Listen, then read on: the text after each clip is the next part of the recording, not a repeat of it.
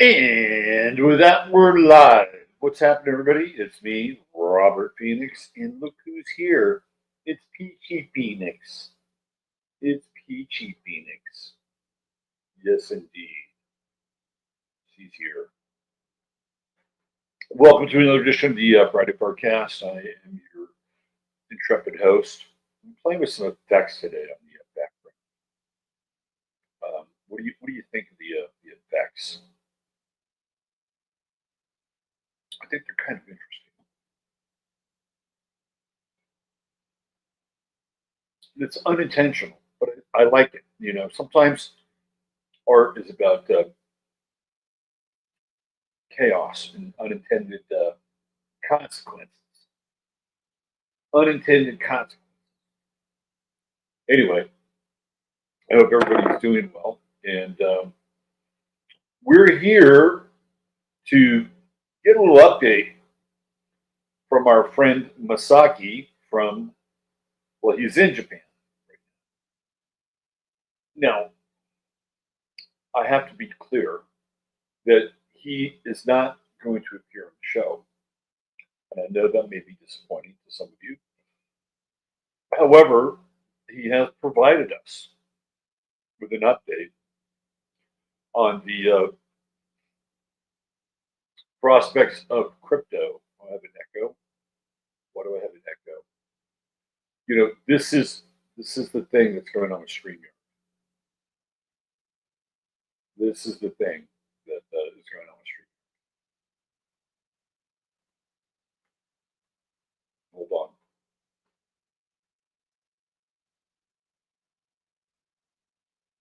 Huh?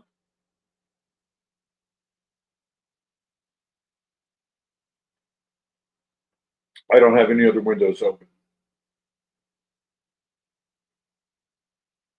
Are we good?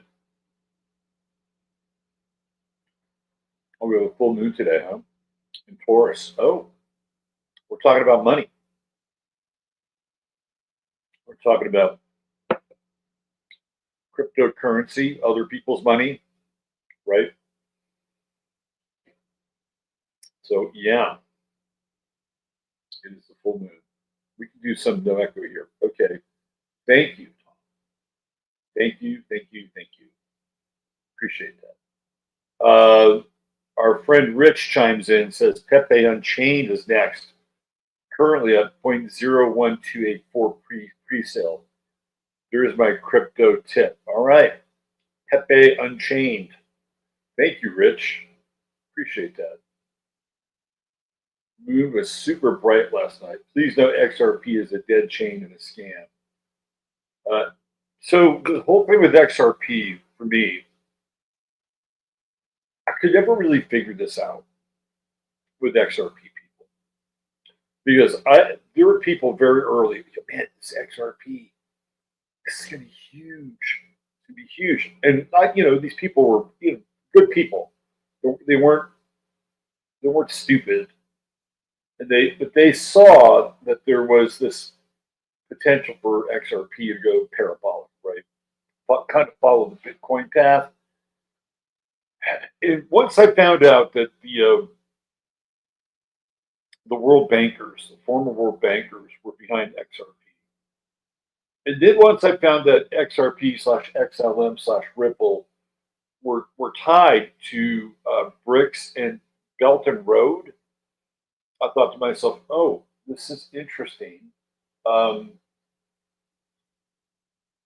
they're going to try to flip this into the new stablecoin currency, right?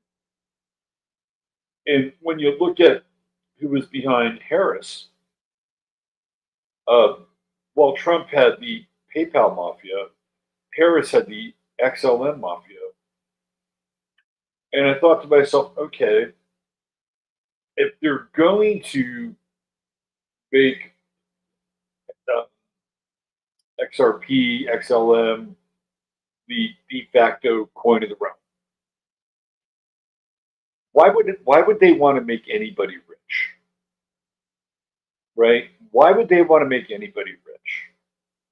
It's like, okay, we're going to create a class of millionaires, thousands of millionaires, so that when we flip the currency, they're going to have a head start on everybody else. No, it doesn't work that way, right? Like at some point, they would figure out an algorithm or a formula where uh, XRP would be almost a one-to-one swap for a dollar. That's how it would have to work. Because if you're going to create a stable coin that is going to replace current model currency, you don't want a shit ton of brand new millionaires going in and upsetting the economic balance of things. So I never really bought that. It's like it just didn't make any sense. You know, you get into some of the shit coins, um, you know, like Doge is considered a shit coin. I'm sorry, it is, right? But it's a cool shit coin. And then Shiba Inu came along and kind of joined the party. But that's theoretically that's how you get rich. You throw something at a shit coin and hopefully it blows up. Or some of the other coins that started off as $3 or $4 a coin or less, and you know they get up around 20, 25, and yeah, I mean it's not you have to find these kinds of outsider tokens, right? And hope that the crowd or somebody big pumps on it, and then it blows up, right? But to me, that's the only way that you can really get rich in the crypto world or increase your wealth. And it's not a game for everybody. Um, there are clearly peak cycles, right? And then there are these major dumps. And a lot of times, what will happen is that people will get really excited during these peak cycles, and then they'll buy in, and they'll want a piece of the action, and they're getting in kind of near a top, and then the top blows off, and then you go back down into a trough, and then people will get antsy and like, I don't want to lose all my money, and then they sell the coins and they take a loss, right? When what you really have to do is you have to stay through the trough. It's kind of like there's a poker element to cryptocurrencies, and you have to be able to sit. You have to sit through the trough. You have to stay at the table. You have to take some bad beats because this is analogous with crypto, and then eventually your hand will turn. Your hands will turn, and the next thing you know, starts to go parabolic, and hopefully it gets beyond the point that you dropped out of. Right? That's all. That's all. So crypto in a nutshell: buy something super low and hope that it jumps. Right? And it's a weird thing because I was very into this, and I was like trying to crack crypto code, and sometimes I was like, okay.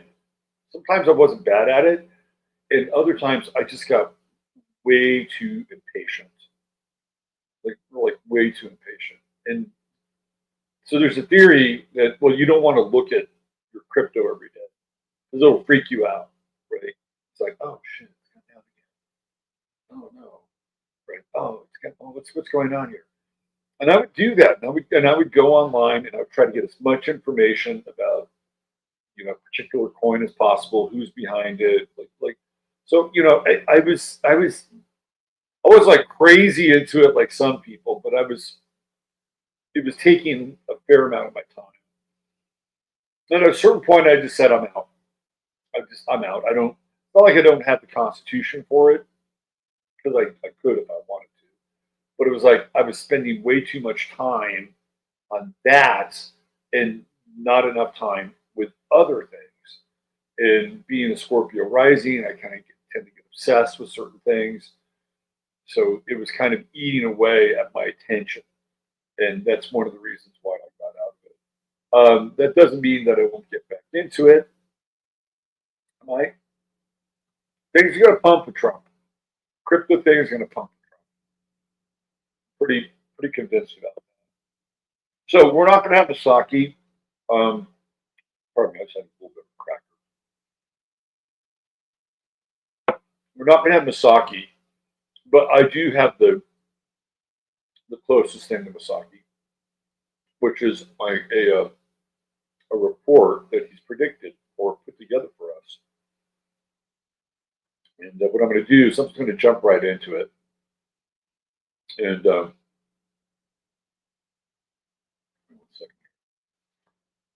then we're going to talk about a few other topics for the rest of the show. And not going to have a real long show today, by the way. And probably the week of the 12th of December, when we have the new moon in Sagittarius, is when I'm going to start to shift a lot of the live streams and the Friday FARcast over to Rumble. So we're winding down on our stay here over YouTube. All right, let's bring in the report here that Mr. Masaki put together for us.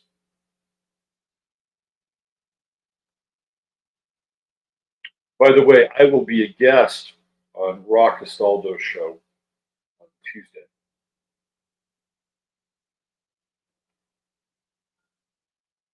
Looking forward to that. All right, here we go.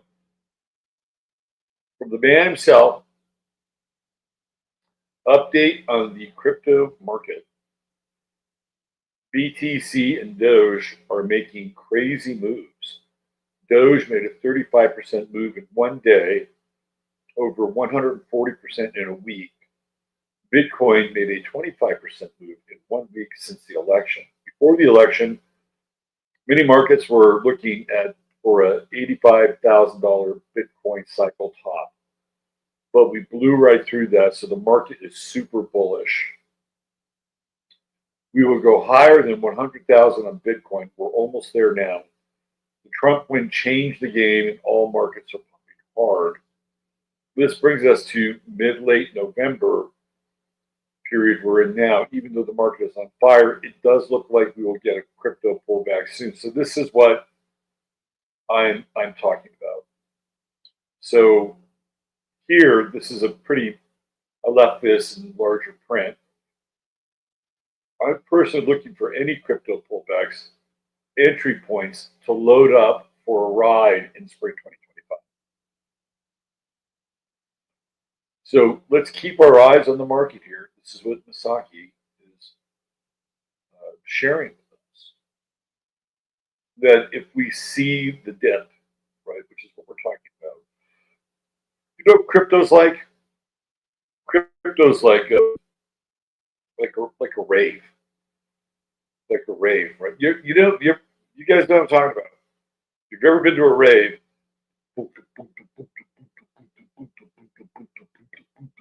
right? And you get like the synths coming in, right? And then all of a sudden it gets higher and higher and higher and higher and higher and higher and wham, and then the drop. Boom, boom, boom, boom, boom, right? That's what the crypto market is like. It is like a freaking rave.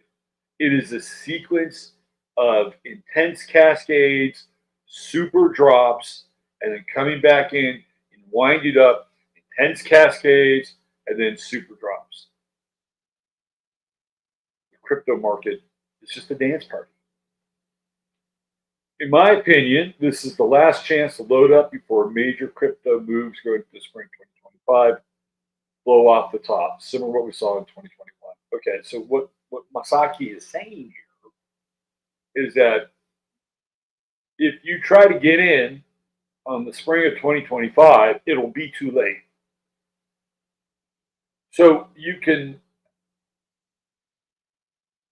we'll pay attention. Mid-late November. Mid-late November, he thinks there's going to be a pullback because it's the natural cycle. People will take their profits out. And when they take their profits out, you hit the drop. You hit the techno drop. You hit the rave drop, right? And then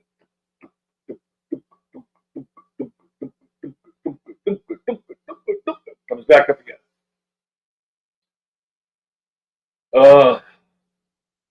It looks like we will go over 100,000 Bitcoin in 2025, possibly 120 to 150,000 Bitcoin.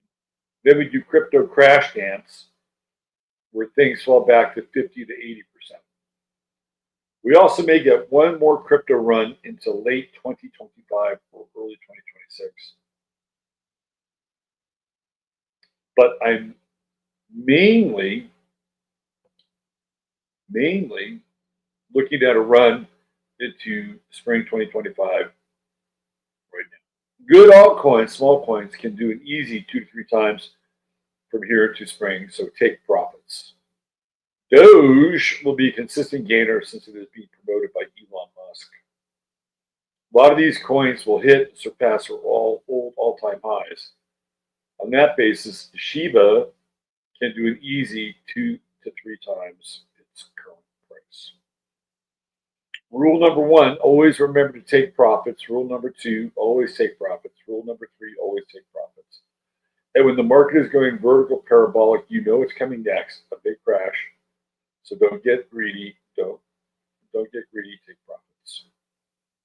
2026 is looking like the 1929 crash people have been talking about for years. So get ready. It's pretty clear we're not just facing an economic crisis, but a multi-generational financial reset. It is good to keep just enough cash to pay bills at the bank. The big players, including Warren Buffett, are already 100% out of bank stocks. Bank of America being one of them. So that's a major signal of an incoming banking crisis and bank runs. Lastly, gold and silver are on a good run, and silver is still highly undervalued. However, if we go into a 1929 crash scenario, I expect everything to be sold off, including gold, silver, and crypto. When there's a liquidity crisis, whole portfolios are sold for liquid cash. No matter if it's crypto, gold, silver, etc. Again, it looks like this global financial crash will happen around 2026. Disclaimer, not financial advice. Do your own diligence. Big thanks to Robert and Chattaria Masaki. And he provided us with a graph. Look at that. Look at where we are now. This is where we were in 2012. You know, I remember back in 2011, 2012, reading about Bitcoin. Thinking, maybe I should try this. There was one of those moments where somebody was trying to get my attention. And I was either too paranoid or too stuck, right, in my ways. Whatever. It is what it is. Here we are. So this is what he was talking about. This is sort of peak. This was the peak period of crypto, 2020. And so I was kind of in here. Right? Or I think maybe I was, I was kind of in here. And I didn't hang on long enough. I think I might have been right about there. Right. I think it was about there. And when you got to there, I'm like, I'm kind of over this.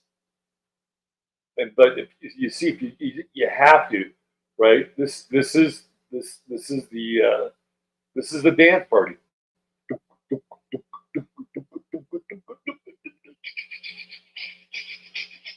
Wham!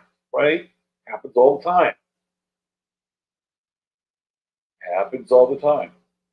So this is the predictive trend that is going to be right up here. And then this is, I believe, spring, peak, and then drop, and then we come back again for another run.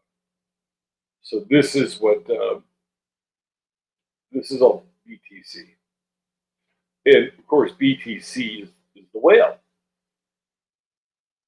And the whale makes all boats rise. So I'm just sharing what Masaki decided that he wanted to share with us today.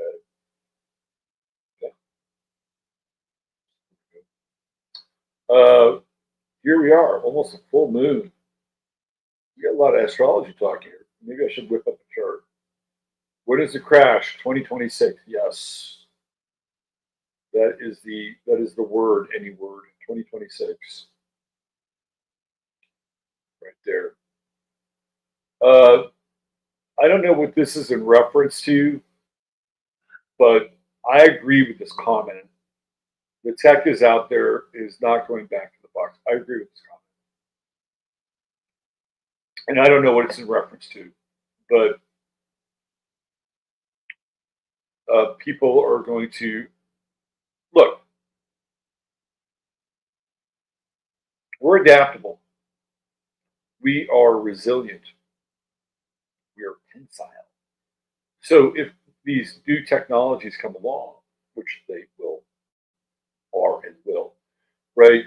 We will find ways to adapt. We'll find ways to integrate. We'll find ways to block or negate, right? Like a lot of people are freaked out about this technocratic, feudalistic society that is upon us. There is some truth to it. Everything has become imminently more trackable, imminently more traceable, right? There's truth to that. I'm not going to deny that. However, at the same time, this is Pluto and Aquarius we're talking about. Not all things go according to plan. And I also believe there is a deeply transformative relationship with technology that is at our disposal. You know, I think we undervalue genius, real genius, not fake genius, not people that are given patents or tapped on the shoulder and said you're going to be the gatekeeper of new technology, but real genius, people who have the ability to experiment, tinker, explore, right? And to me, Pluto and Aquarius, offers that how would I say it? It offers this milieu where that can happen because Pluto and Capricorn represents so it's getting back to the peak, right? Like Pluto and Capricorn, like the peak, and when you come off the 10th house, you're coming into the drop, right? You're coming into the drop a little bit. But you get into that 11th house, you're just dropping a little bit. But it's the peak of something that's old, right? It's the peak of legacy systems. It's the peak of legacy media. And now, what we're witnessing right now across legacy media is crazy. So I follow sports in the Bay Area, and one of the biggest radio stations for sports in the country is this radio station called KNBR, and it's 50,000 watts. You can hear it in Southern California at night. You hear it in Nevada at night, like one of those stations. And they just laid off a bunch of veteran talent, on-air talent. And this is going to happen at CNN, MSNBC. All these legacy media systems are on life support, and there's hardly any way to bring them back. Like KNBR is trying to integrate YouTube. Sorry, you're about 3 years too late on that. It's a nice try, but it's not going to save your legacy media system. So it's not just legacy media, although Aquarius does rule media.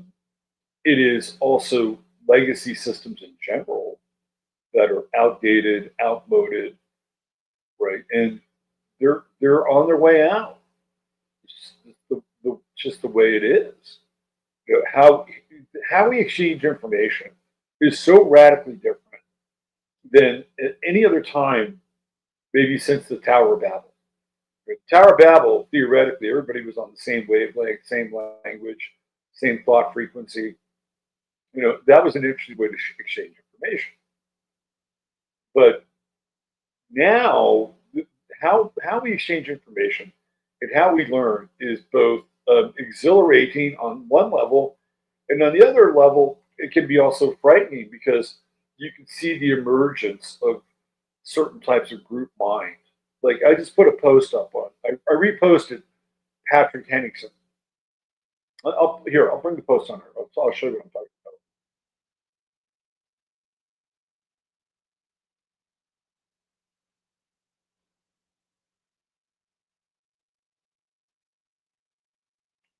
Here we go.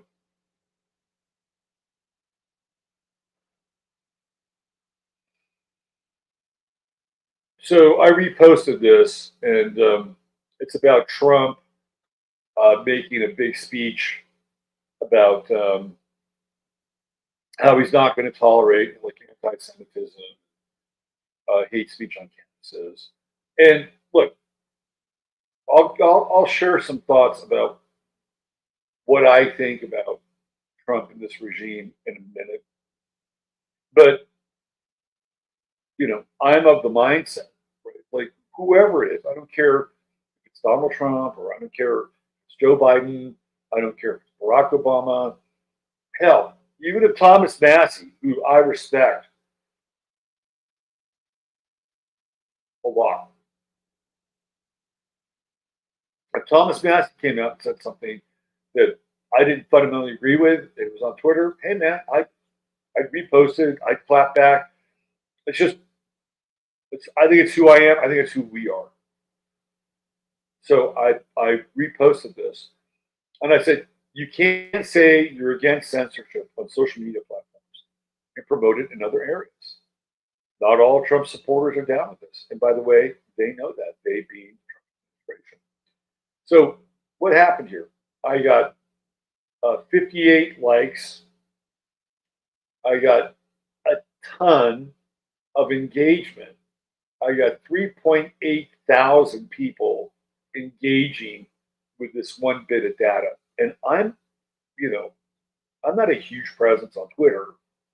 I've got about 3,000 subscribers, almost 4,000. I've got almost 4,000 people on Twitter. And that's, you know, you may say, oh, that's a lot of people. Now, not when it comes to some of these other accounts. Like some of these other accounts have a lot of people, a lot of clout, right? But I'm just sharing this with you as a way that how we share information now. It's just imminently different than it's ever been before. And Twitter X is a huge force multiplier.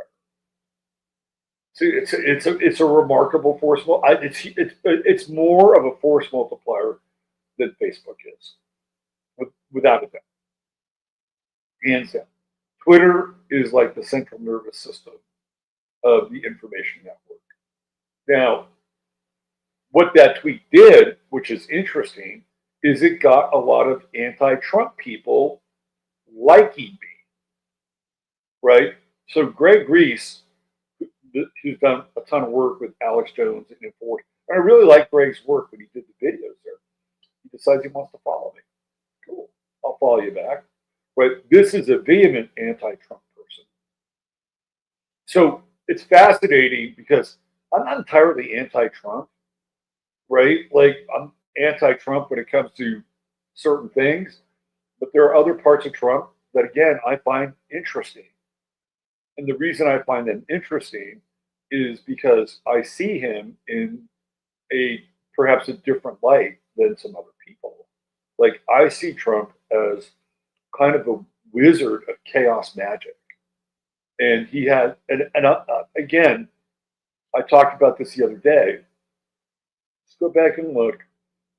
Trump comes off that debate with Biden. They bring Harris into the race, and she's fresh, right? Harris is fresh, and she's a little show pony. She's coming out, right? A little show pony, and man, she just wants to have a good time and party, turn the page, right? And we're all, we're over it. We're over all that negativity and all that separation. And let's bring up Megan Thee Stallion. Let's do this, right? And it's where it all starts. And there are people like, oh my God, what a breath of fresh air. She's young, she's vital, she's she's new, she's now, and this is what we're getting with her. And she's writing that, right? But then and then she debates Trump, and she actually looks like she wins that debate. Looks like she wins.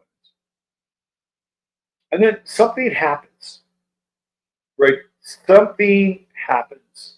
And the key thing that happens is when she said she worked at McDonald's, right? Like there's a lot of other things that took place, but she said, I worked at McDonald's. I know what it's like. Kamala, you've never worked at McDonald's. Never. You never worked at McDonald's. And there's no way that they could verify it. And even if McDonald's could, they probably wouldn't. You did not work at McDonald's. You know why? Do you know why I know she didn't work at McDonald's? Because I worked at McDonald's. And if you worked at McDonald's, you wouldn't be crowing about it. Okay?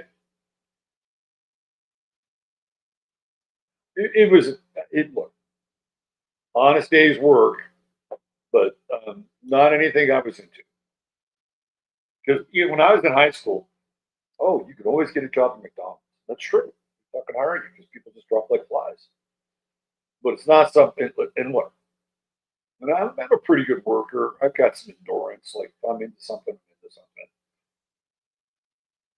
I couldn't take it. How the hell was that bitch going to take it?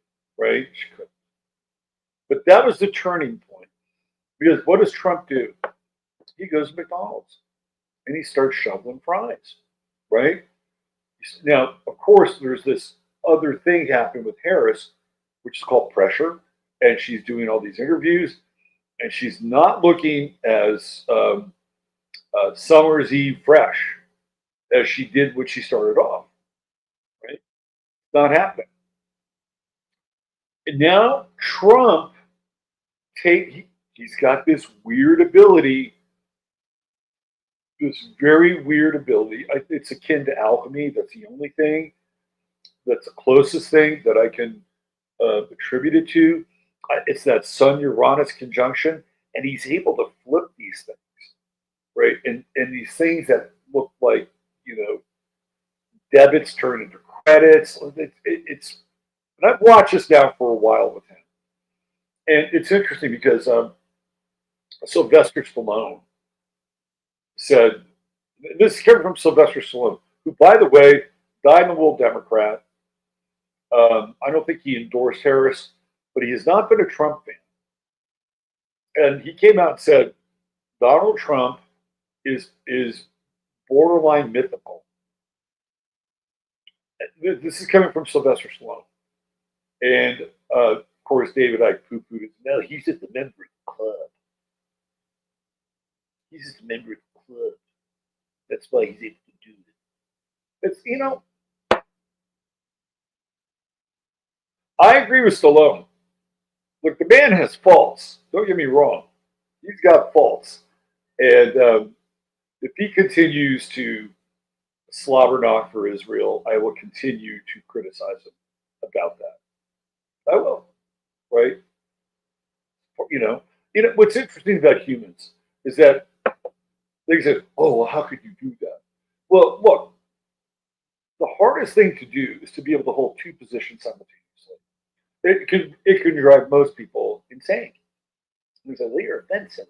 No, you just have to work things out in your brain that you understand that there are other things going on and that sometimes things just aren't as binary as we understand. Other times they are binary, right? It's kind of like Heisenberg. Sometimes reality is a particle and sometimes it's a wave. It depends upon what you're viewing at that time. It's called the uncertainty principle. It's one of the most important things that physics has ever uncovered. Reality is modified by your observation of it, right? So Trump has this weird ability to, to do things that I've never seen before. So by the end of that campaign, who's the one that's having a good time? Who's the one that's having a party? It's Donald Trump. He's driving around the garbage truck. He's up there in his, garbage vest, and he's hilarious. Like his story of that is fucking hilarious. And then what's happening with Harris? She's becoming really dark, right? She becomes the guy she's railing against. You go watch that speech at the Ellipse. It is fucking scary, right? She's shaking her fists. I mean, she is like channeling, these kinds of, you know, dictatorial, like her speech is borderline, like she's accusing Trump of being a fascist. Go watch that speech. Look at that tone. She's, right? She becomes the guy that she's been railing against for the past 3 months. And then Trump is the guy who's, having a really good time. Like, honest question here. By the end of that campaign, who would you want to hang out and party with? You want to hang out and party with the guy that's having fun, right? Maybe at the beginning of the campaign, you want to hang out with, come on, I don't know, kick up your heels, you know, drink some $100 Chardonnay from California, smoke some of that 1980s weed with her. She was smoking. Put on some Roy Ayers, right? I think she bought a Roy Ayers record when she went vinyl shopping. Remember when she went vinyl shopping, trying to appeal to the vinyl community vote? What did you get? Come on. Oh, I got Duke Ellington. I got Roy Ayers.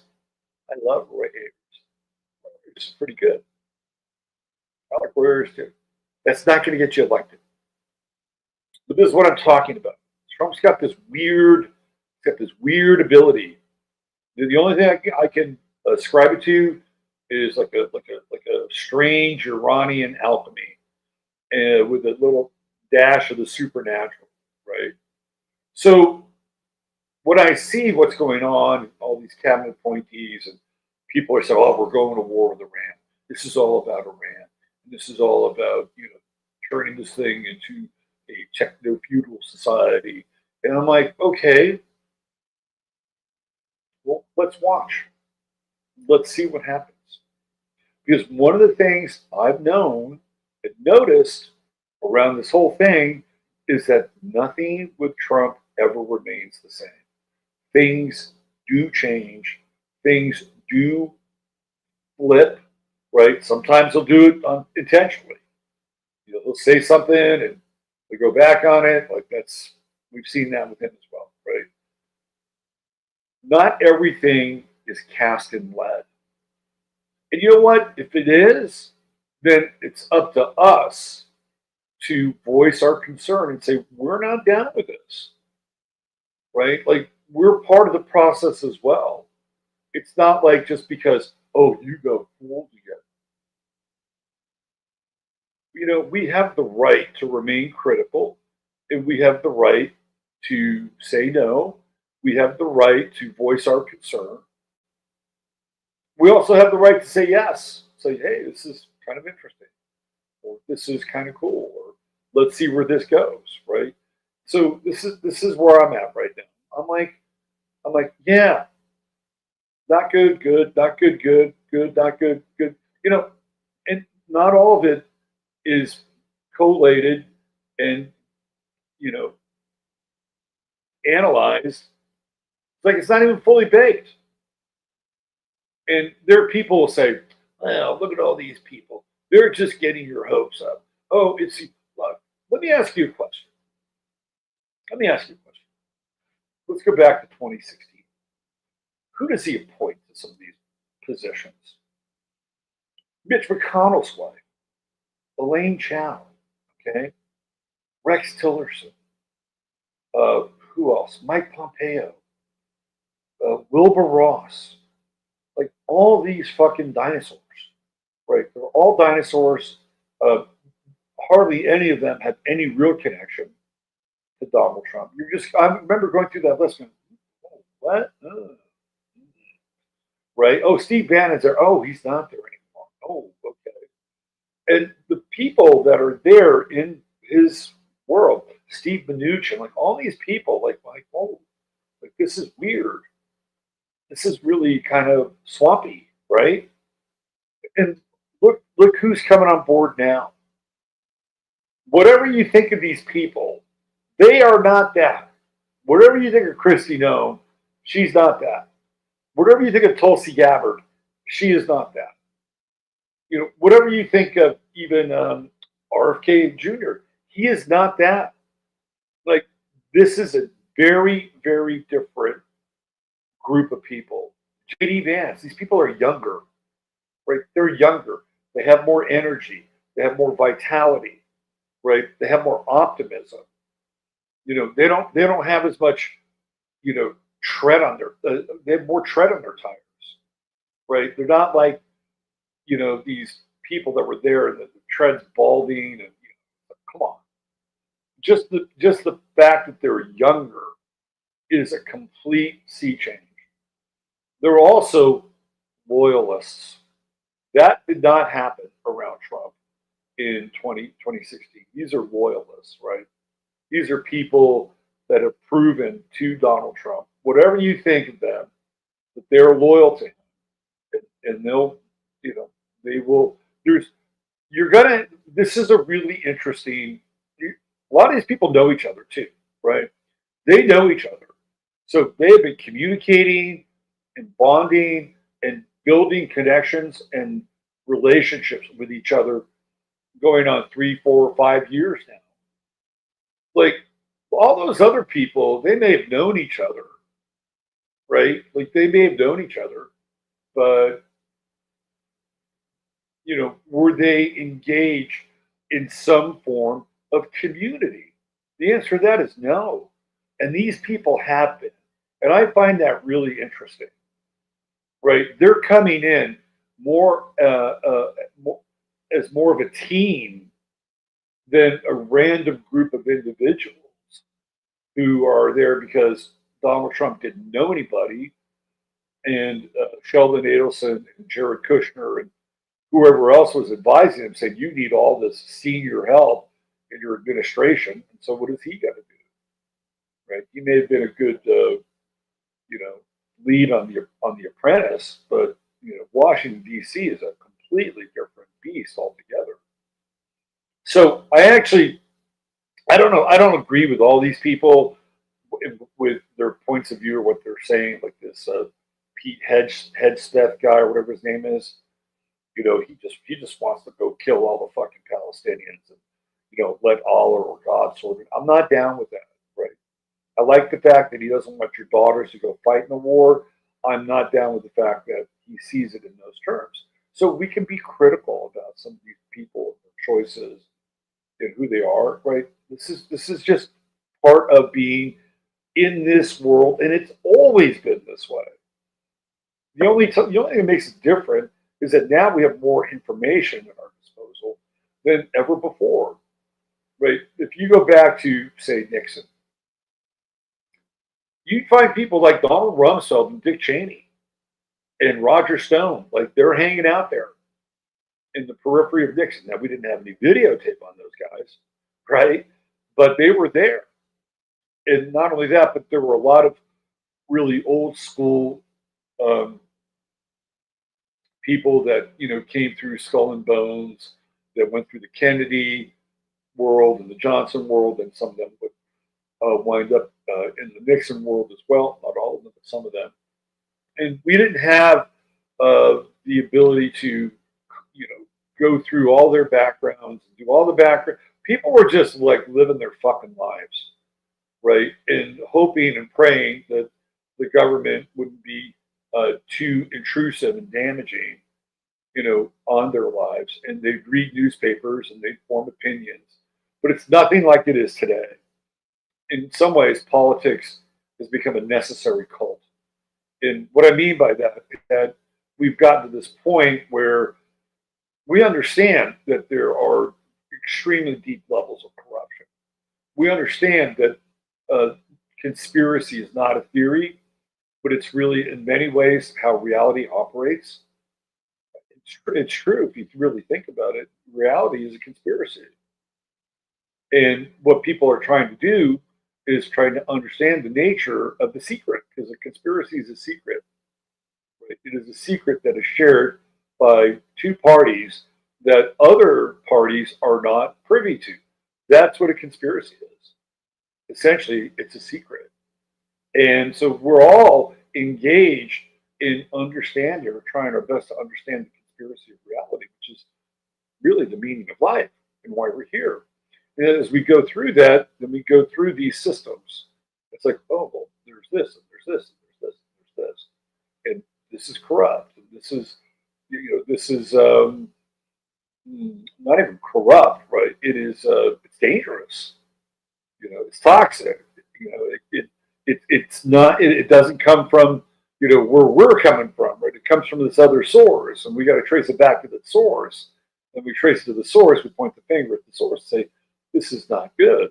We don't need this. We don't want this. And then the conspiracy kicks in and says, well, you're just too paranoid. You're just too off your rocker. You're just that's just no, it's not a conspiracy. We've kind of figured this thing out, right?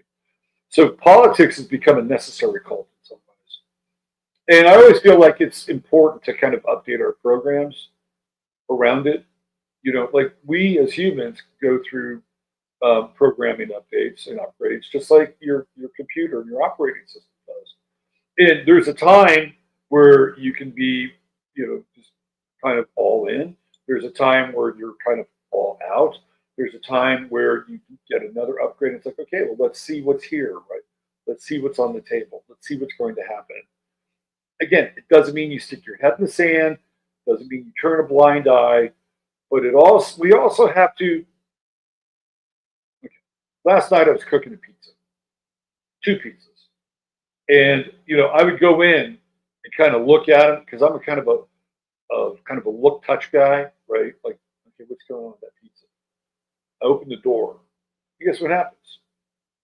The hot air of the oven gets out, so it's going to take longer for the pizza, right? So if you keep opening the fucking pizza door, like you're going to disrupt the process. Shut the door, let the pizza do its thing for a while. And I guess that's what I'm saying, right? Like, I think we need to be both vigilant and not lose sight of the fact that there are bad actors in the world. And there are bad actors on both sides of the aisle. But at the same time, we also need to stay open to see where this is going, right? And I think it's really, really easy.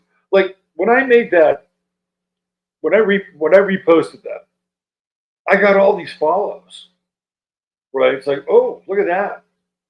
Like if I just keep reposting anti-Trump stuff, guess what's going to happen?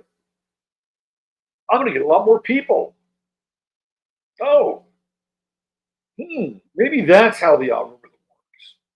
Maybe that's what I need to do. I'll just keep reposting anti-Trump stuff. But no, I'm not going to do that. Will I do it every now and then? Yeah. If need be, sure. Why not? Right? That's who we are. At least I'd like to think that's who we are. That we're adaptable and we can see things and not be like completely attached to them. People say, "Oh, you're a fencer." No, you're not a fencer. What we're doing here is we're having a highly evolved exploration in relationship with reality and truth. Let's take Aquarius. Let's just talk about Aquarius. Pluto's going into Aquarius. Of all the signs, what is the absolutely most detached sign in the zodiac? It's Aquarius, right? We're moving into an era where a healthy degree of detachment is, I think, a really good thing to develop, right? So that we can be detached enough to not just go right in and say, bad, bad, bad. You know what? There are some things we'll say good, good, good, and guess what? It may not necessarily be that way given an amount of time, extended period of time after something we've deemed good has taken place. Because there's always unintended consequences for things. So, what I'm promoting today is don't shut down to the prospect of possibility, but also keep your wits about you and don't turn a blind eye to things that are not kosher, right? It's not that hard. People think you have to pick a side. You have to pick a side. The side that I'm encouraging you to look at is one that's an evolved witness that can chime in and zero in and have insight into any different area and not get let down or disappointed or feel like, oh, we're fucked again. Oh, we're screwed again. Trust me, you're going to need this. You're going to need this ability to evolve this higher witness self, which is objective, and at the same time, be able to move into subjectivity and be able to, parse the highways and byways of what's happening in so-called reality. Right? This is the beauty of being dual and non-dual. Right? The non-dual perspective is the objective perspective. Everything is one, sort of macro whole, right? Like reality, some giant macro whole, and we're all part of it. But then the non-dual perspective brings us into this world where everything is binary, everything is polarized, and then we're in the battle between good and evil, right? Like so, but we're both, right? We're both, and the evolved position is to be able to move between both, right? And you've got, and the key here also is to find the right language in order to articulate wherever you are on the spectrum. If you have the right language, right? Language is key, but you can only have the right language by having the correct understanding. That's how it works. So that's what I said, in that repost, right? It's like, hey, you can't have both, right? You can't have free speech on platforms and then, cut off free speech over here. And it's like, there are people in the Trump camp, people like you and I, right? We know this. Right? We know it. We understand it. And they know that we know it too. So I think it's interesting. Do I agree with everything? No, I'm never. But I think it's really, really interesting. I mean, look, even Matt Gaetz, like Matt Gaetz probably has a lot of skeletons in his closet, right? Whatever.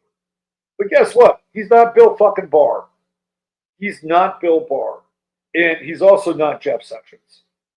And I was watching this interview. It was just a show. Glenn Greenwald was talking about Matt Gaetz. He actually likes Matt Gaetz. And the reason he likes Matt Gaetz is twofold. One, Matt Gaetz was part of a group of people that were very engaged with Trump to pardon Edward Snowden and Julian Assange. And Glenn Greenwald was part of those discussions because, of course, Greenwald broke the Snowden story. So Matt Gaetz was pushing hard to pardon Snowden and Assange.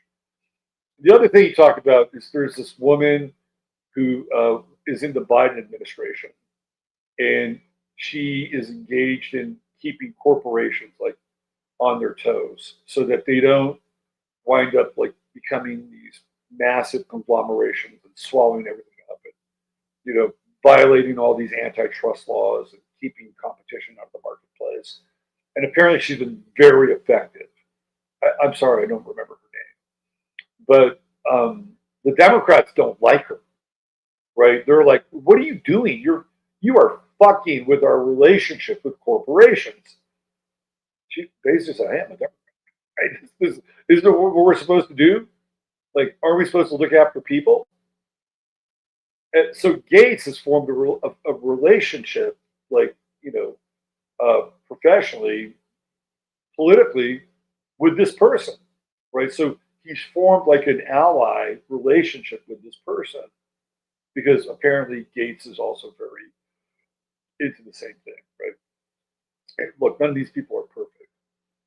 They're not perfect. But I'll tell you what, I'd rather have Matt Gaetz than Bill fucking Barr and Jeff Sessions. Like that's a no brainer. That's a no. I don't care how fucking imperfect he is, and who would really be perfect for the job of Attorney General? You go through the list, right? Ted Cruz. So yeah, I mean, even somebody like that, it's like, well, fuck, kind of interesting. Is he a weirdo? Yeah, I think he's kind of a weirdo. Does he have some skeletons in the closet? Yeah, you could, right? Glenn Greenwald addressed them, by the way. He addressed them, and this is again Glenn Greenwald. Think whatever you want of him. He basically said there's no fire to that smoke when it comes to Gates. That's Glenn Greenwald speaking. Now, supposedly they have all this stuff with him and cocaine and underage sex at parties, whatever. Like, okay, bring it out. Let's see. Let's see. If it's true, let's see. And if it's true, then it'll work, right? It'll work. That's how it's supposed to work. If it's true, it'll work. And it's like, oh wow, maybe not the best guy for the job. Move on. But let's bring it out. Let's see it. This is where I'm at right now, right? Like I'm not, yeah, Matt Gaetz he's kind of creepy looking. Gotta say, a little creepy looking, right? Very articulate dude. He knows what the fuck he's talking about.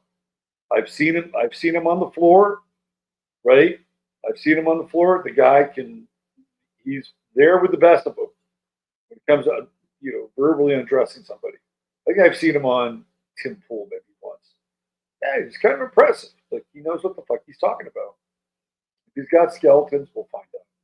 But I'd rather have him than the other people we talked about. Elizabeth Warren coming out swinging at RFK, swinging like he's a danger to our society.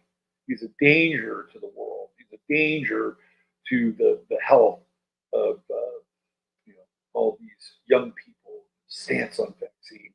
It's like if Elizabeth Warren is causing such a ruckus, good. That's a good sign. In my world, that's a good sign. And RFK, another guy, Skelly's in the closet, right? Skelly's in the closet. Stance on Israel, not good. Not good. But guess what? He's not fucking dealing with Israel, is he? Right? He's not dealing with Israel. He's not the Secretary of State. What is he going to be? The Director of Health and Human Services. You know what? Good. Good. Go to it, man. Right? Like the shit in this country is so fucked up when it comes to what's in our foods. I just saw something where it's like comparing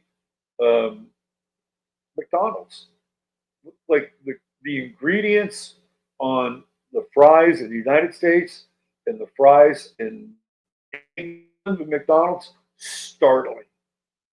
Startling. The fries in England are oil and salt. That's it. And the salt is optional.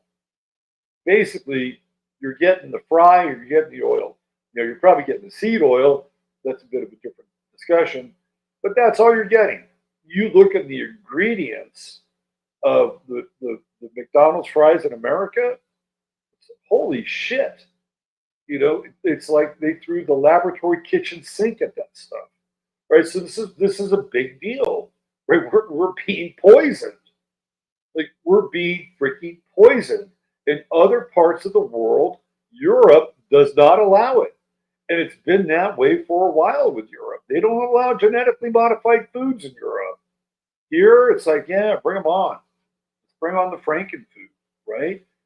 And it's not just that, it's what's got, it's what's in our water in the fluoridation. And there's been this major ruling around fluoride. And do I trust RFK to get the fluoride out of the water? Fuck yeah, I do, because he can do it, right? Do I trust him to oversee a delicate relationship between the Palestinians and the Israelis? No, I don't.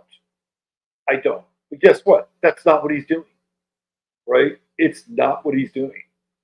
So good, right? And this is, to me, this is landmark kind of shit. You've never seen this before. You've never seen somebody come over from the so-called left in the Democratic Party and team up with somebody like Donald Trump. And Trump is making, what's interesting? There are all these like, leaked news stories over like the last week.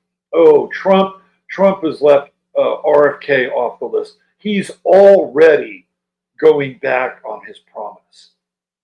Like, really? Where did you find that? Where'd you get that from? A week later, guess what? Bobby, director of HHS, it's yours if you want it. What happened to all those stories about Trump like abandoning RFK? You better watch out, right? You have to watch out. This is why you have to develop the objective witness self. This is why you have to be able to be up here sometimes and not just jump into the fray. There's a time to jump in the fray, right? But you have to understand when that is and how you do it.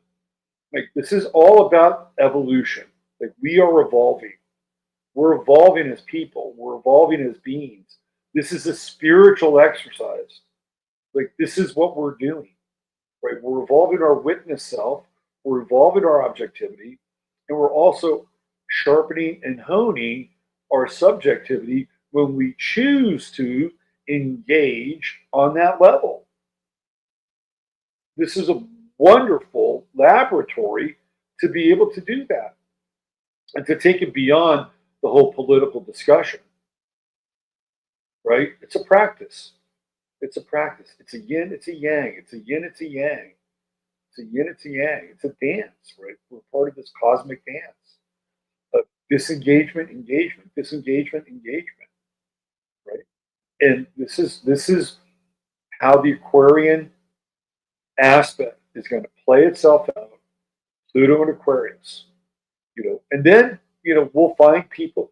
This whole thing, right? Do you think that they sat down and said, Don, we've got Pluto coming into Aquarius, so I think you need to get people from the other side in here, so it looks good, and it looks good on paper, and the astrologers understand this.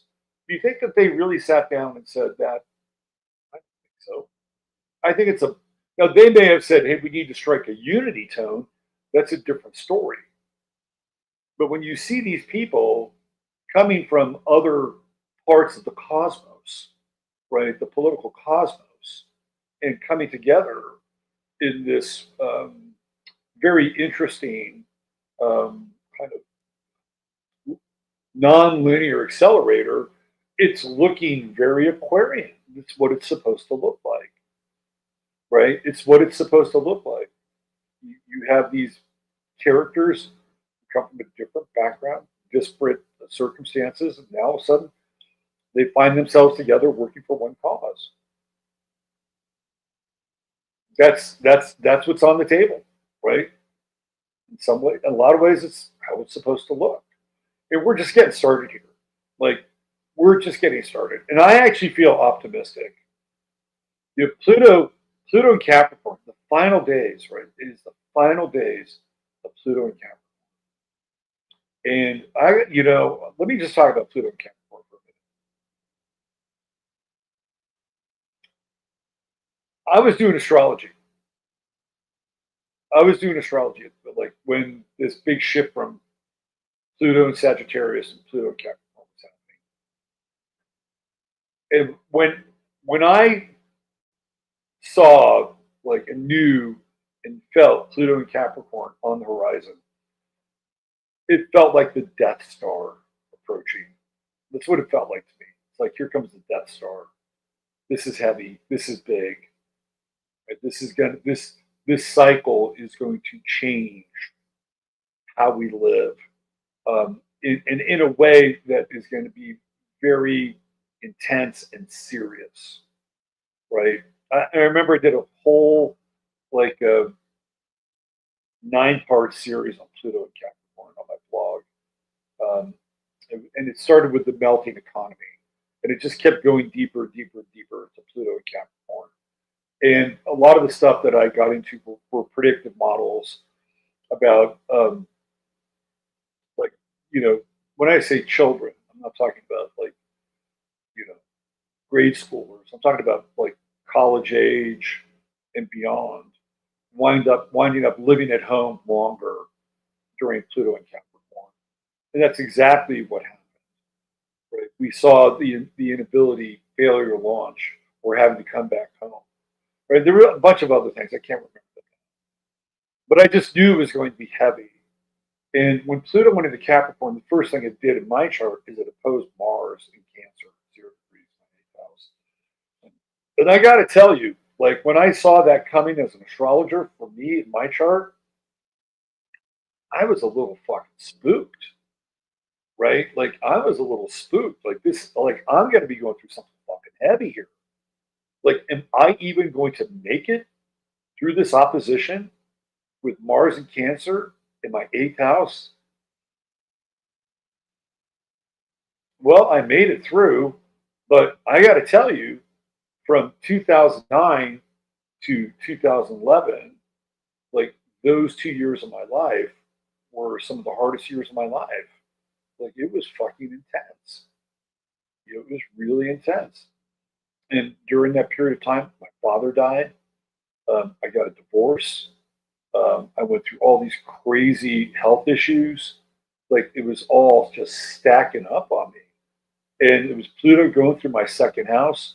So, all my security and all my kind of,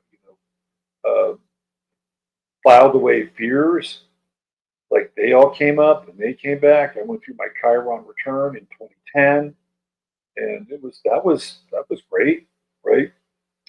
Being put on a 72-hour psychiatric hold with my Chiron return in Aquarius, right, with all the other loonies, like, that was a time, and they say what doesn't kill you makes you stronger. I'm kind of a testament to that, right? But that was Pluto and Capricorn, and it got heavy, man. Come on, let's take some time to just go take a look back at that. It was fucking heavy. 8 years of Obama were fucking heavy. It was not fun. Like, some people might have enjoyed it. I didn't enjoy it at all. It was a very heavy time. And even coming out of that, you've got those 4 years with Trump, fucking heavy.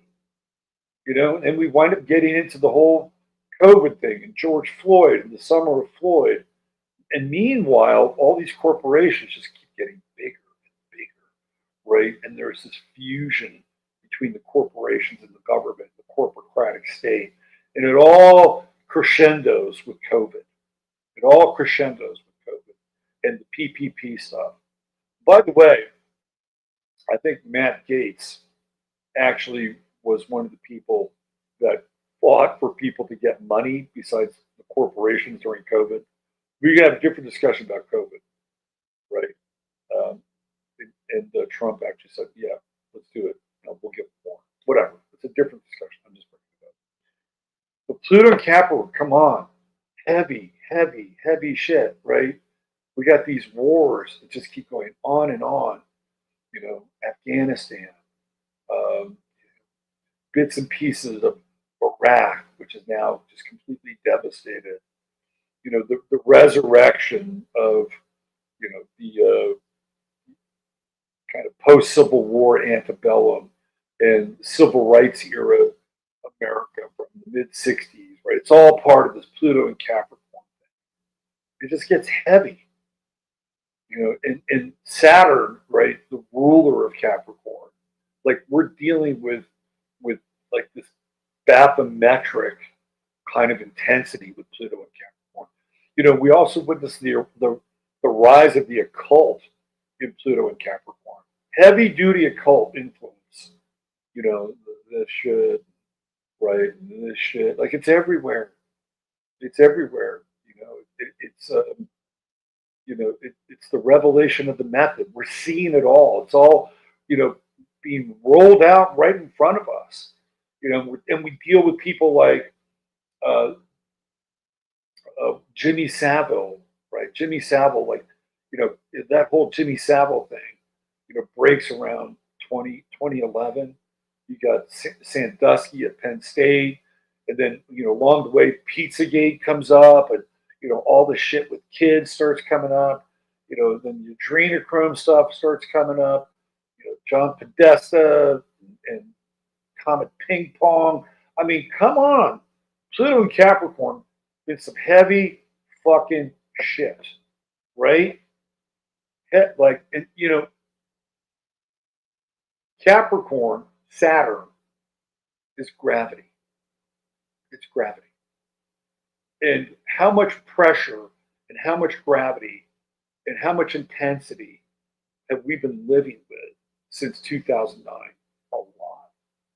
And I don't, sometimes I think it's hard to understand and step back and look at, oh, yeah, we went through all of that. We've been, I'm telling you, since 2009, the level of trauma has metastasized. Not only that, but the level of traumatized people has metastasized as well. Now we're running around with a bunch of people that are deeply troubled, deeply, deeply troubled. Pluto and Aquarius will pose its own challenges, but it won't be like Pluto and Capricorn. Pluto and Capricorn is the end of an age, and it's the end of an era where these oligarchic top-down structures are they're done. Even this idea of parties, like the Democratic Party, the Republican Party, they're done. What if you think that this is all just kind of a kabuki theater where you have these kind of intermingling of the Democrats, and Republicans, and progressives, and working class, and right? I don't think that that's necessarily true. I mean, look at Harris, and look at what Harris was doing. Like Harris was doing the same thing, but scooping up like the cat poop, right? She was getting Dick Cheney and Liz Cheney and George Bush and Mitt Romney and Mike Pence and like, oh, those are your people that you're taking from this synergistic exercise in reality. Well, I'm just saying, which one would you want? You may say I don't want either, and that's fine. But which one would you want?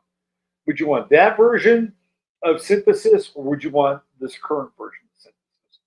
I think the current one, because I know what the other one looks like. I don't know what this one looks like. I know what Dick Cheney did. I know what George Bush did. I know what Mitt Romney has done. They're fucking evil people. Like they are evil. And is Christy Nome on the same level as George fucking Bush?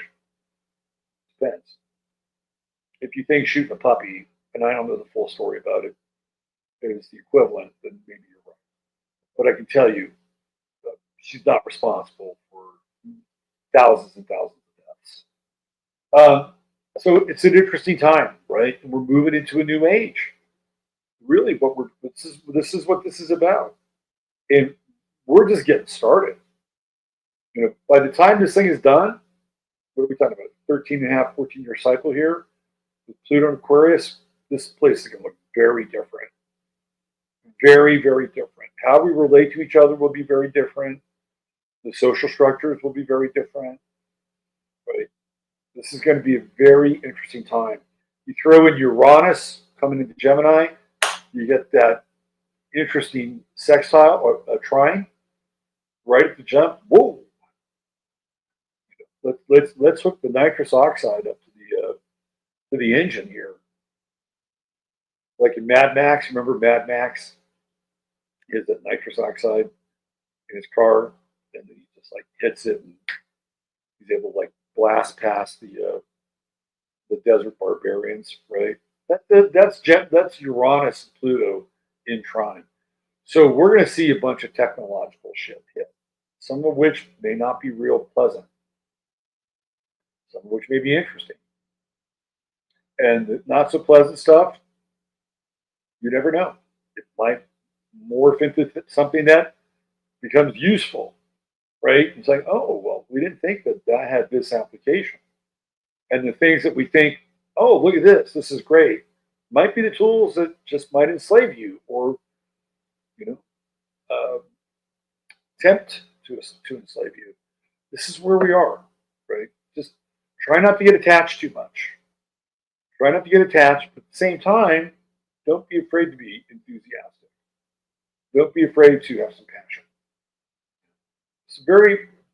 To me, this is the best of times and the worst of times in a lot of ways.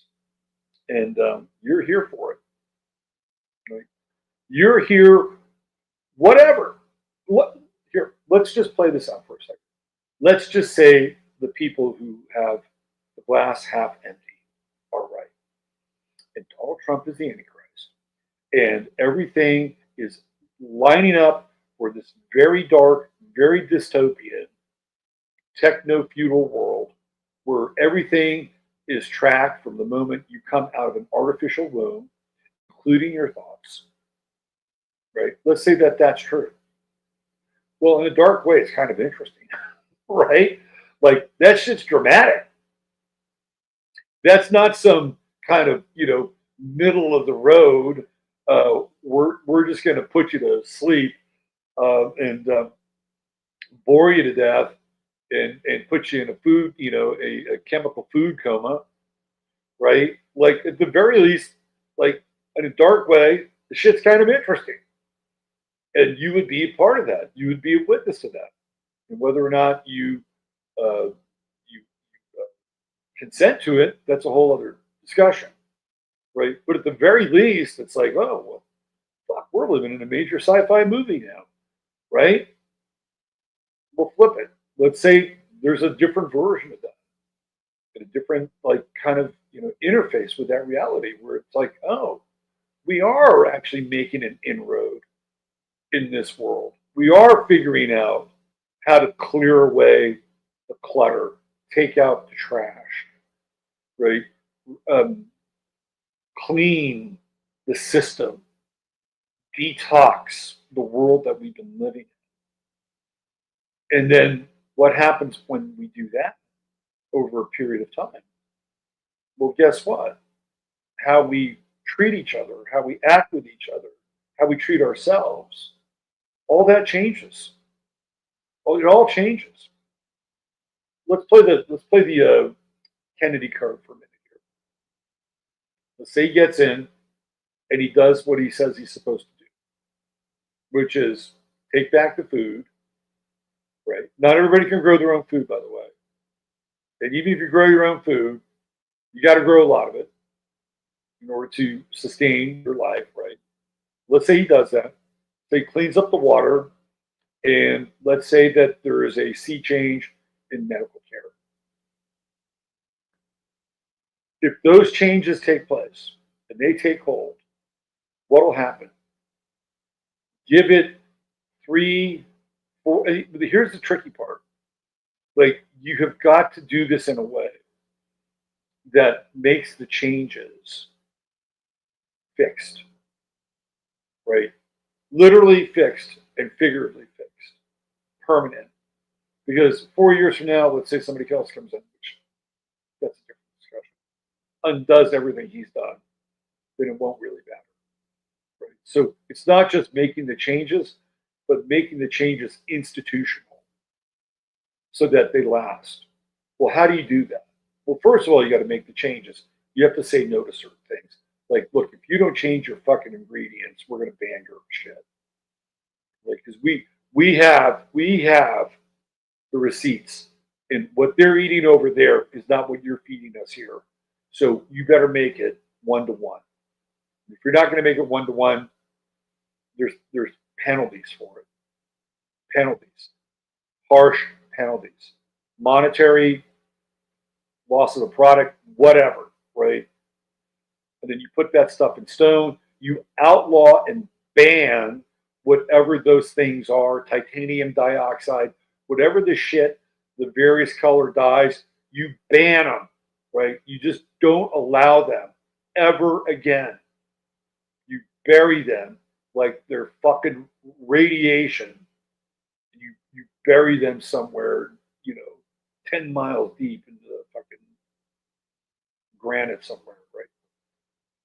That's what you do. Now, you also have to re-educate people so they make better food choices. That's going to be critical. Going to be critical.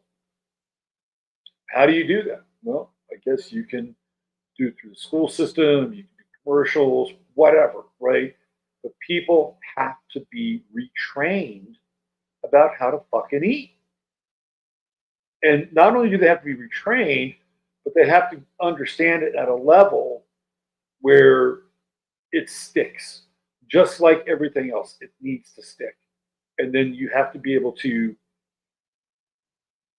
feed your children accordingly, right? So there's a lot of work here that needs to be done. It's a complete retooling, not just of the systems themselves, but us, right? People, and understanding that there's an absolutely better way to consume. It may not be the most flavorful way, or it may not be the most convenient way, but at the end of the day, if the message is communicated with clarity and it's communicated with upside, people will ultimately listen, and they'll buy into it. This is what needs to be done. Like, let the dude go. Give him the keys. Let's see what fucking happens. Right? And as a result of this, over time, we will be healthier. And I know that each individual has the responsibility to take care of their own health. I get that 100%, right? And for those who are either too poor or too hypnotized or whatever, right? At the very least, cleaning up, the base materials that we ingest is going to change those people. And guess what? We'll have different interactions as a result of this. What we eat and what we put in our body really impacts how we treat each other and how we exchange information, ideas, feelings, right? If we cleaned up, if our diets were cleaned up, if our relationship with medicine was better, people would have a better chance of actually having holistic relationships with one another. And that will raise our vibration. That will raise our ability to communicate and interrelate and live with one another at a higher level. Right? So we're really turning this fucking aircraft carrier around. And it's not going to be easy, and it's going to take time. Right? But we're in this Aquarian cycle. We've come to the end of an age. we've peaked out with Pluto and Capricorn, and I'm grateful for it. I've learned a lot. I've been able to ply my trade during this time, and I'll still continue to ply my trade. And I got through a lot of really difficult times with this Pluto and Capricorn shit. I know a lot of you have. And it's what Pluto and Capricorn's been like? It's been like a Saturn return on fucking steroids for everyone. That's what it's been like. Right? We have been on a prolonged Saturn return since 2009. And we're wrapping it up now. We're wrapping it up. We have a sense of liberation here that's coming along with it, which I think is very healthy. And it can be even healthier as we kind of move through these systems. And the systems are around us; they're with us, right? Whether or not you choose to be a part of the system, you're going to run into somebody who is. I guarantee you, you'll have to deal with them at some point, right? Somebody who is invested in the system, whether it's eating the shit food or drinking the shit drinks or reading the shit news or taking in the shit media, you'll run into those people. You have to deal with it at some level. I don't care, how off the grid you are. Like at some point, you have to deal with somebody who isn't, right? So, and until the final person who isn't is, transformed or flipped or whatever, that's something we have to deal with. So, anyway, I'm positive, right? I'm positive, and they say, "Wow, they gave you the positive pill. They gave you the Kool-Aid." I didn't want to deal with that woman in quotes for 4 fucking years. I didn't want to deal with the guy living in the basement playing the puppeteer for another 4 fucking years. I didn't want to deal with Anthony fucking Blinken and the border guy. Like I didn't want to look at his reptilian head for another 4 years. I didn't want to look at Merrick Garland for another 4 years. Right? Really? Like at the end of the day, I'll take this. Warts and all. Right? And the Israeli thing and the Palestinian thing, like there's a line there for me. A big time line. And I'll speak to it whenever I feel like it. Right? Whenever I feel like it, I'll speak to it. And if I feel like those people are getting fucked over, no problem. Got Russ Winter, comes on the show once a month. We got no problem going down that rabbit hole. Right? So you're a particle and you're a wave. That's where we are. That's where we are. It's a new day, it's a new time, it's a full moon. All right, let's check out 4 years looking at Waltz. Could you imagine that?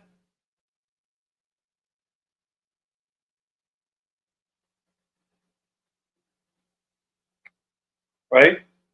Oh my God. 4 years looking at him, listening to him. Thank you.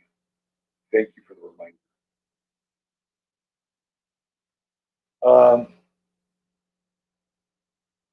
We got a little Peter sighting. What's going on with our man Pete? Knight of Cups. The elites have prospered during this time. Maybe those people will be exposed and pay. That's a really good point. That's a really good point. The elites got a lot of gas during this time, didn't they? They gassed up. Warren Buffett cashed out. I think he knows what's coming. Let's see.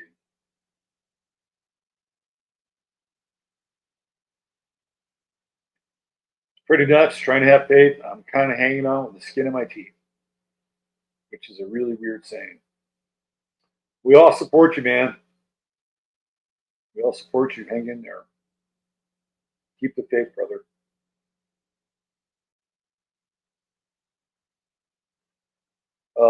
Let's see. Mayorkas. Weird dude.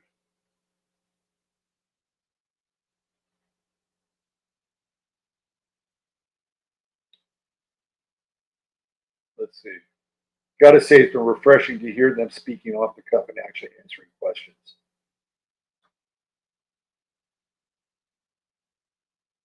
JD Vance is very good at this. JD Vance, we talked about this on Monday night with Emily. JD Vance is the least political sounding politician I've ever heard. Like when you talk to JD Vance, it feels like you have a conversation with a real person. Like how many times have you ever like had that with a like even Bill Clinton, who was theoretically kind of real,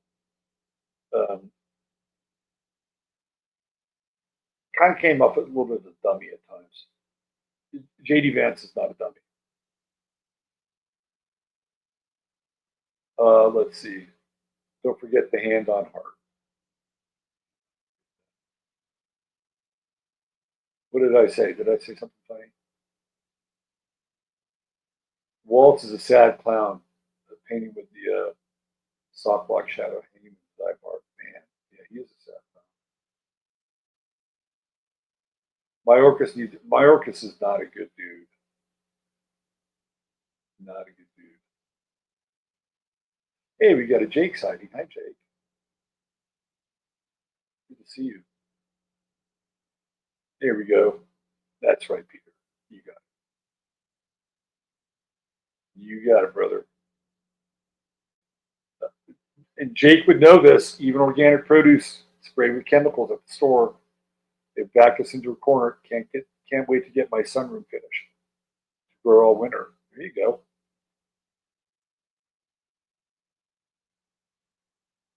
JD Vance on Theo Vaughn was amazing. I think Trump should make Theo Vaughn the press secretary. Wouldn't Theo Vaughn make a great press secretary? And even though I don't like her, I would actually support Roseanne as press secretary. Even if it was for like, I don't know, 3 or 4 months and replace her. Like that would be must see TV. And I'm not the biggest Roseanne fan, but I think that would be really. I agree with this point of view here. Vance's podcast appearances did more good than Trump's. 100%. 100%. JD Vance gave Trump a foundation. And what I mean by that is that he feels solid. Like he feels solid. And when he was on with Tucker, this is when, excuse me, I began to look at JD Vance a little bit differently. When he was with Tucker, it was just a brief snippet, maybe 4 or 5 minutes that I saw. And I saw more of it later. The way that he talked to Tucker was fascinating. He used the word man, and I use the word man a lot. Like, hey man, what's going on, man? Like so I'm like, I don't think I've ever heard a politician use the word man. And then when he talked about Trump, he called him Trump 3 times and President Trump once. I'm like, he called him Trump. Like, dudes call each other by their last name. Like, JD Vance is kind of a dude. Like, he's got a dude vibe. And very relatable. And the other thing that impressed me about Vance in that interview is he talked about the economy. And he knows the economy is really fucked up. And it wasn't like he was sugarcoating it, but he was kind of holding back. And he knows exactly what's going to happen and what has to take place. And the way that he was able to explain it, even though he wasn't going, full blown, chalkboard, was very cogent, articulate, and guess what?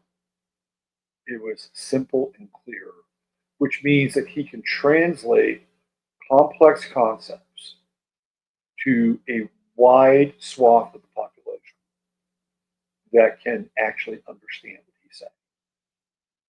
you cannot underestimate what a skill set that is to have when a large group of people are going through a complex, crisis oriented situation at the same time, right?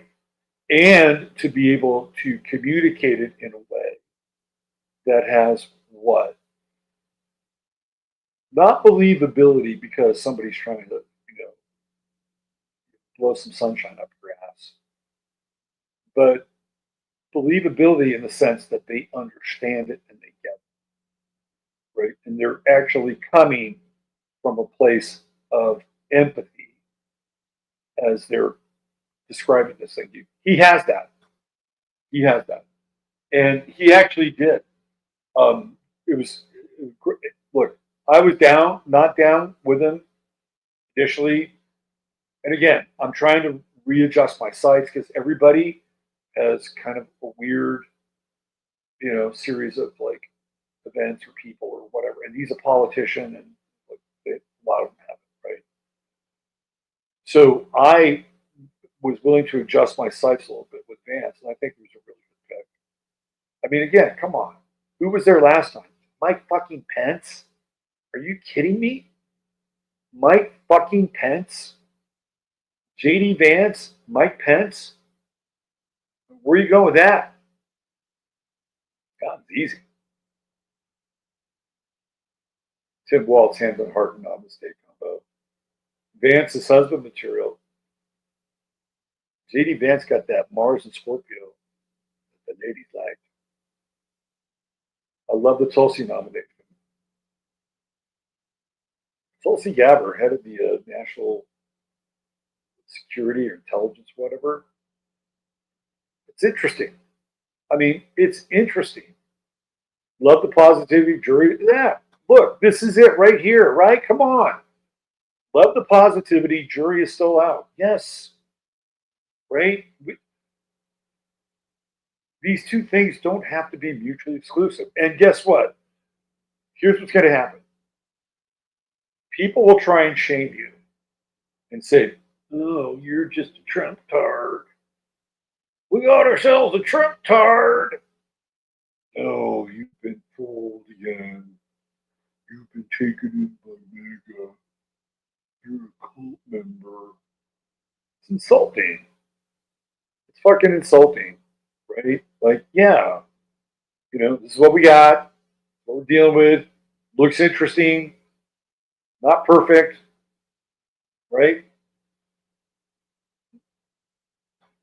Jury out.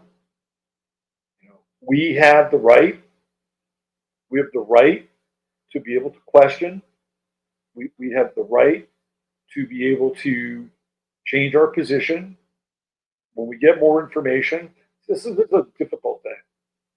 But people will say, well, 2 weeks ago, 3 weeks ago, you were singing a different tune. Well, guess what? I got more information now. And I have the ability, you have the ability, we have the ability to adapt our position. And you know what you can say? Hey, look, I might have been wrong on this. There's nothing wrong with that. The internet has created this weird thing. The internet has like this kind of predictive sideshow. It's like, well, I called that. I predicted that, right? So this is one of the things the internet has really pumped up. And so people want to get in on something early. And then what happens is that, oh, well, I made that statement. And now I've got to live with it. The internet's a thing. People go back and look what I said. And I'll be labeled this. Or now the thing that's happened, now I'm wrong, right? All you got to do is say, hey, look, based on what I knew at the time, this is what I thought, this is what I predicted, or this is what I believed in. I've got more information now. I've got a different position. So I may have been wrong in my assessment at that time. I feel like I'm more right now. That's it. That's all you got to do. That's all you got to do. And don't let people shame you into feeling like you're a fucking Trump tard or MAGA head or you got fooled again, and blah, blah, blah, right? Don't let them do that. It's absolutely reductive and demeaning. Reductive and demeaning. And there's a lot of Schadenfreude that's just boiling up. Like the I told you so's. Told you so, told you so, told you so, told you so, told you so. Right? The I told you so army is just, sharpening their knives. You know, that's what they do. Told you so, told you so. Oh, you fell forward again. Like, no, we got open eyes. We made choices. We continue to make choices. And you know what? We'll deal with the chips where they fall as they may. It's just the way it is, right? This is reality. It's but the internet's weird, man. It's just like it's turned into this thing. And I spent a lot of time on Twitter, so I see it. Um,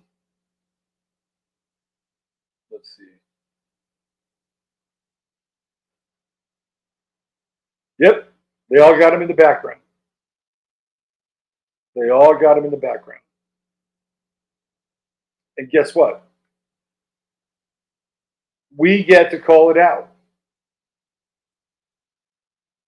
We get to call it out. JD Vance could have all these characteristics, all these traits, which I just described, which I feel like are real, and he's got that. It's like, hey, you know, we're moving in this new direction, new time. What are you going to do about this, JD? You still believe in the mRNA stuff, or you're going to put a cap on it, or like, where are you with it? All it takes is dialogue and asking, right? I guarantee you, with Pluto and Aquarius, those questions will get to these people at some point along the way. And if it's not your question, somebody else will get it, right?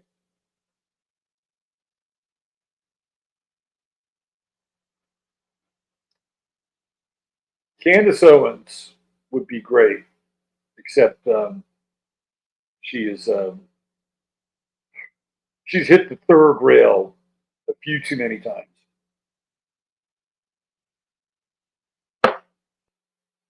I don't think Mary Matelson would approve. However, Roseanne Barr is Jewish, and she may clap in glee for her.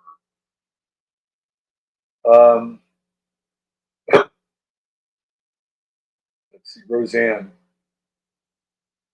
I'm telling you, man, she'd be must see TV for a couple of months.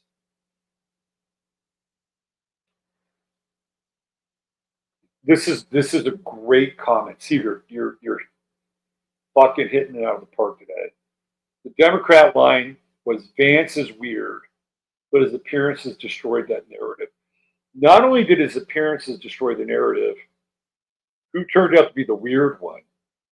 The other dude, right? Like, didn't it start with Vance was weird with Tim Waltz and Kamala? And who really turned out to be the weird guy? Tim fucking Waltz. That guy's weird. Seriously weird.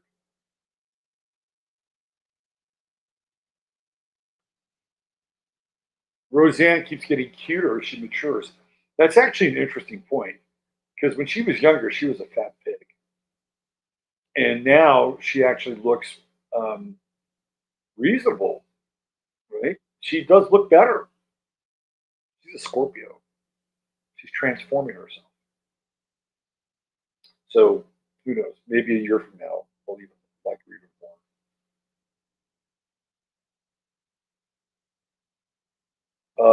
Vance feels real. He's. I'm telling you, the guy comes off as a real person. Very rare with a politician. Very, very rare.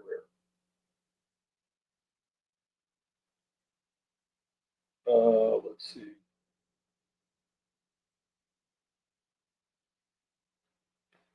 Great point, Cato. Great point. Vance is respectful and empathic too, even when he's pawning somebody. He did with Tim Waltz. Like he had Tim Waltz dancing like a ballerina during that debate. It was fucking masterful. Masterful. You know how he did it? He empathized with Tim Waltz. He brought Tim Waltz onto Team Vance. He did that. He was very inclusive, right? Very inclusive. I know Governor Waltz and I share the same concerns for the people in North Carolina. I know Governor Waltz and I, he was very inclusive. So by the end of that thing, Waltz was on Team fucking Vance. Amazing, really.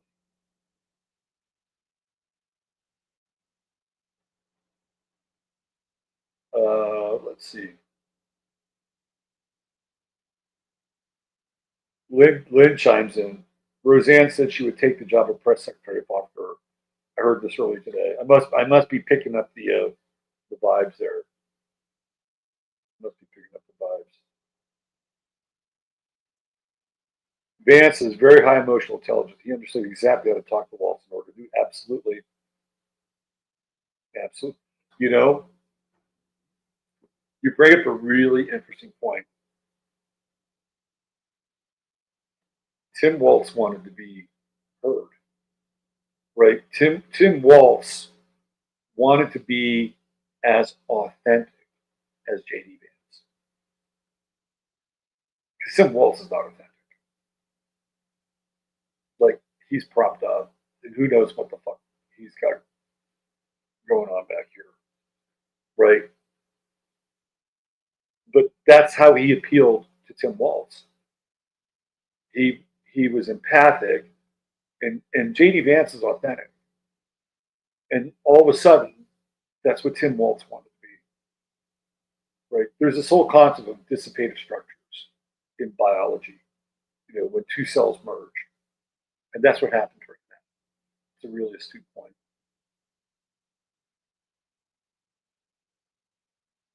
Okay, hey, we got Elizabeth Donnell sighting. What's going on, Elizabeth? Good to see you.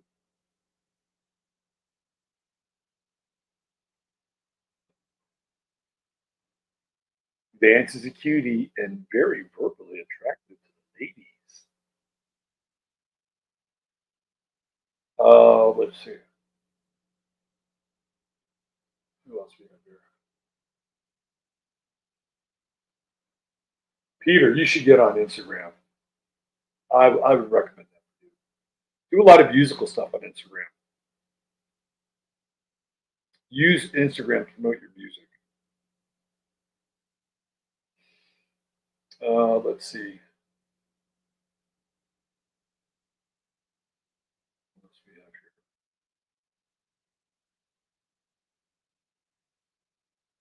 Getting down to the end.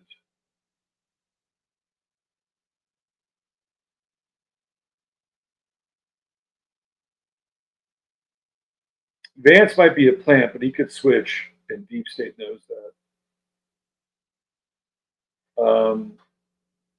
Yeah, yeah.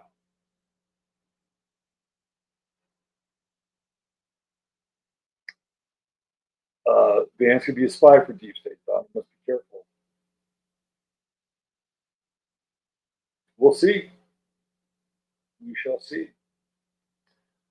Okay, I want to bring up one more thing before we get out of here today, and it's one of those strange, weird, kind of iconic moments and symbols.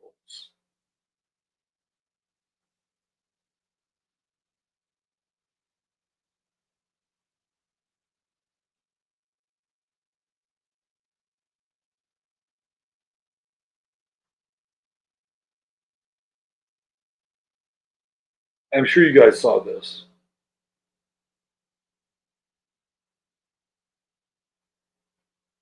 I have to find the right picture.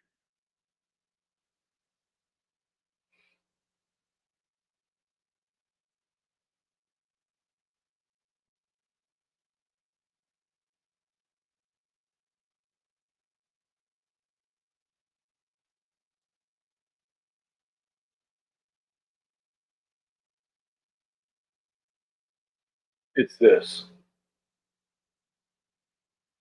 right here. there's something just strange and weirdly iconic about this.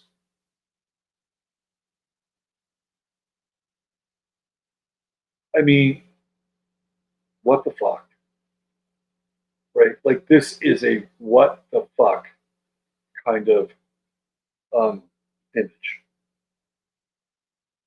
right? This woman climbs up to these power transformers in Utah.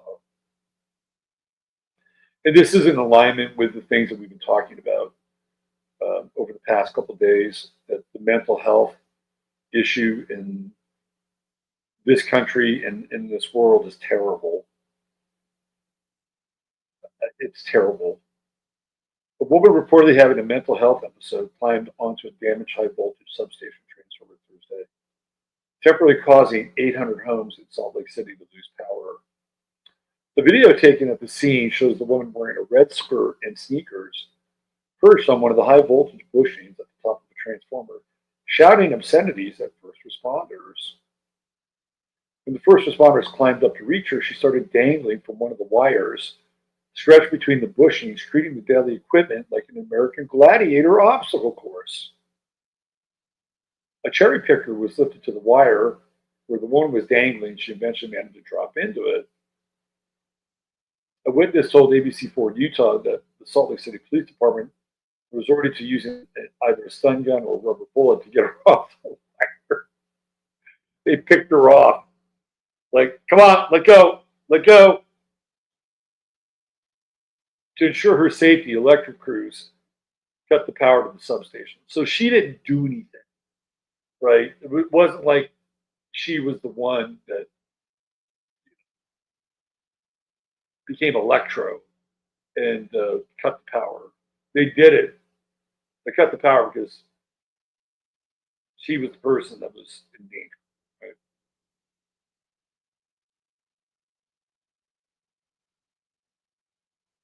So they were out for 2 hours. Dan Austin, electric superintendent for the city of Cody, Wyoming, said substation transformers can be extremely dangerous, but they're also perfectly safe. Right? People heed posted warnings and don't try their luck. When they're properly installed with all the requirements for fencing and keeping the public out, they're not really dangerous at all, he said. But people do crazy things sometimes.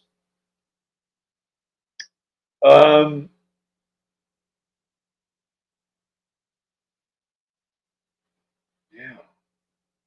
There's something really weird about this, right? Not just weird in the sense that this crazy person decided to go up here and,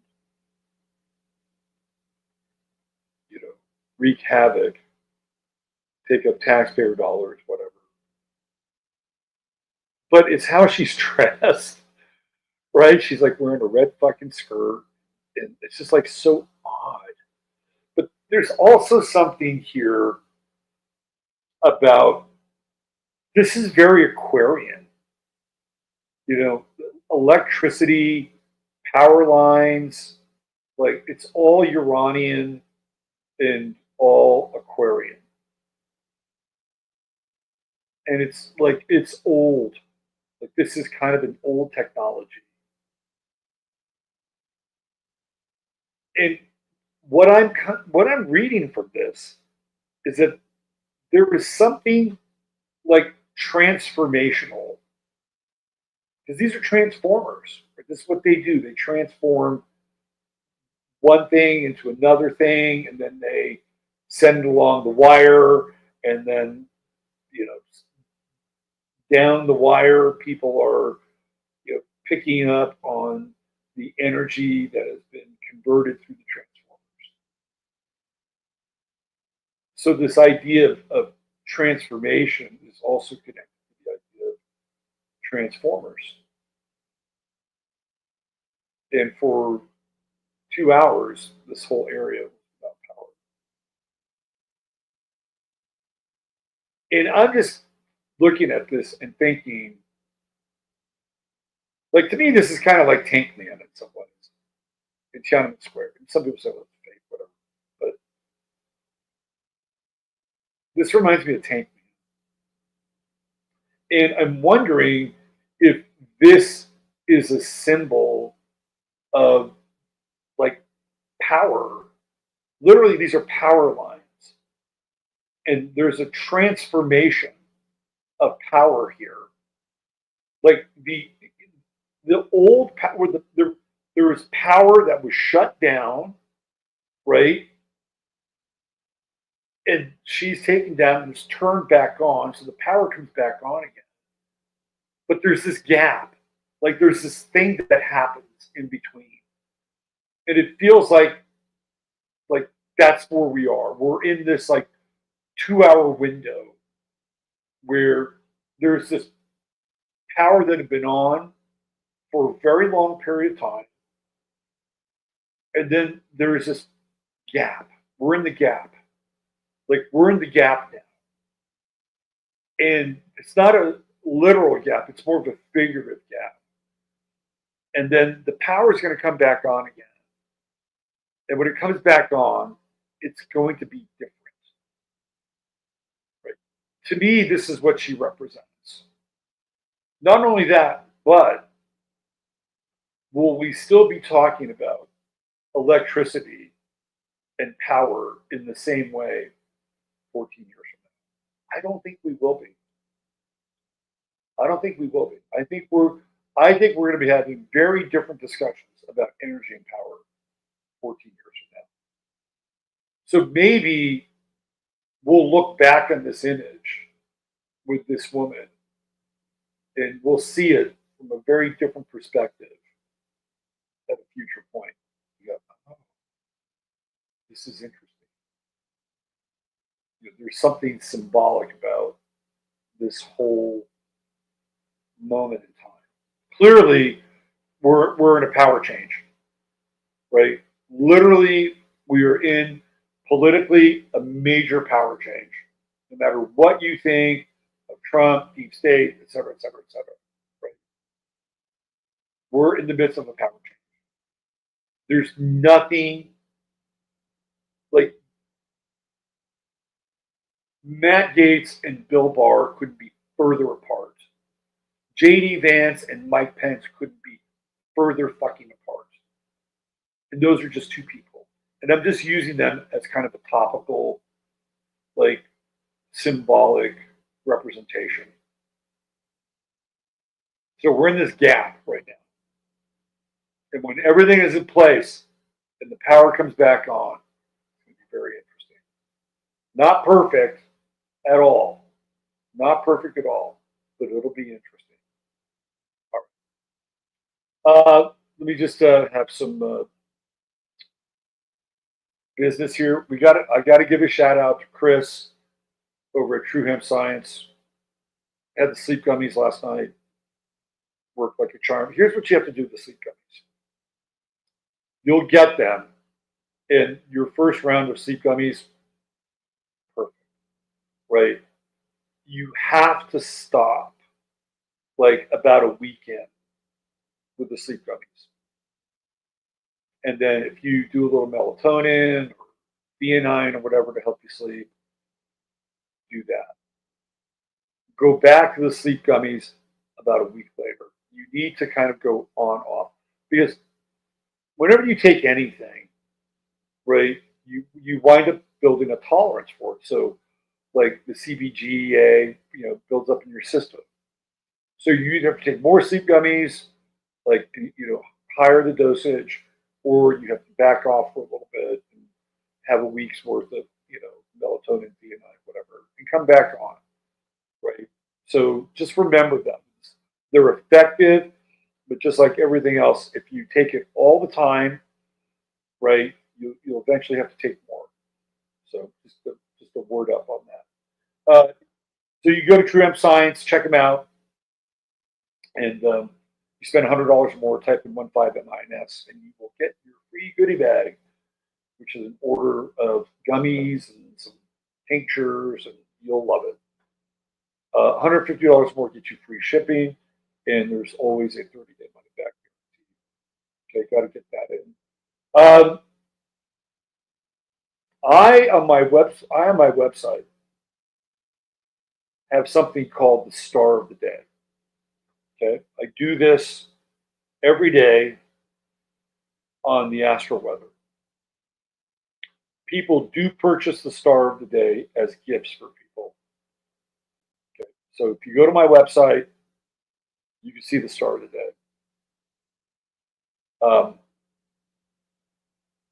I have to figure this out in terms of I'm going to give my supporters over on locals.